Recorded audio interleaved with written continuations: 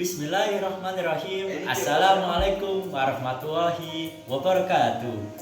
Kami dari kelompok 6 mata kuliah pengantar ilmu komunikasi yang beranggotakan yang pertama yaitu Ahmad Ishak, yaitu saya sendiri.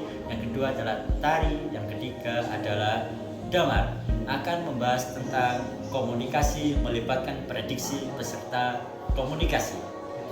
Komunikasi adalah proses dinamis yang dimulai dengan konsep gagasan oleh pengirim yang ditransmisikan dalam bentuk simbolis, baik bentuk verbal maupun non verbal melalui saluran komunikasi ke penerima informasi. Informasi yang diterima tersebut harus diinterpretasi atau pengertian ulang lagi sehingga dapat dipahami oleh si penerima informasi. Komunikasi pula terdapat 12 prinsip komunikasi. Salah satunya adalah komunikasi melibatkan prediksi beserta komunikasi. Berbicara mengenai prediksi, maka bersangkutan dengan kata ramalan. Ketika orang-orang berkomunikasi, maka mereka meramalkan efek perilaku komunikasi mereka. Dengan kata lain, komunikasi juga terikat oleh aturan, sopan santun, dan tata krama.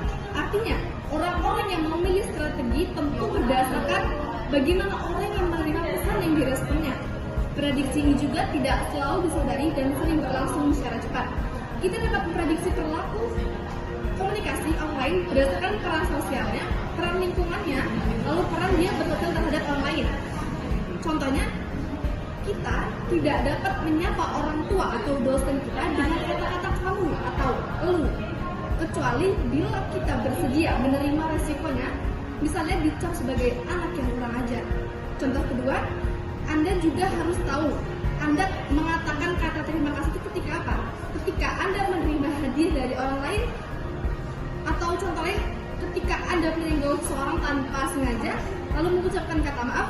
Anda juga tahu aturan jam berapa Anda harus menelpon atau bertamu kepada seseorang, atau seberapa lama toleransi keterlambatan Anda ketika Anda bertamu dengan seseorang. Prinsip ini mengasumsikan bahwa hingga derajat tertentu ada keteraturan pada perilaku komunikasi manusia. Dengan kata lain, perilaku manusia minimal secara parsial dapat diramalkan kalau semua perilaku manusia itu bersifat acak. Selalu tanpa diduga, hidup kita akan sulit. Setiap bangun tidur, kita akan merasa cemas dan takut karena kita tidak dapat menduga apa yang orang lain lakukan terhadap kita. Bagaimanapun, ketika Anda memasuki sebuah toko, Anda dapat menduga bagaimana perilaku verbal dan non-verbal si pelayan toko yang tidak Anda kenal. Ia tidak mungkin tiba-tiba meremas-remas pantat Anda. Juga tidak mungkin orang tua, suami atau istri Anda tiba-tiba menendang Anda begitu Anda tiba di rumah sore hari. Padahal pagi hari sebelum Anda berangkat kuliah atau kerja, Anda pamit kepada mereka dengan hangat. Sekian presentasi dari kami. Wassalamualaikum warahmatullahi wabarakatuh.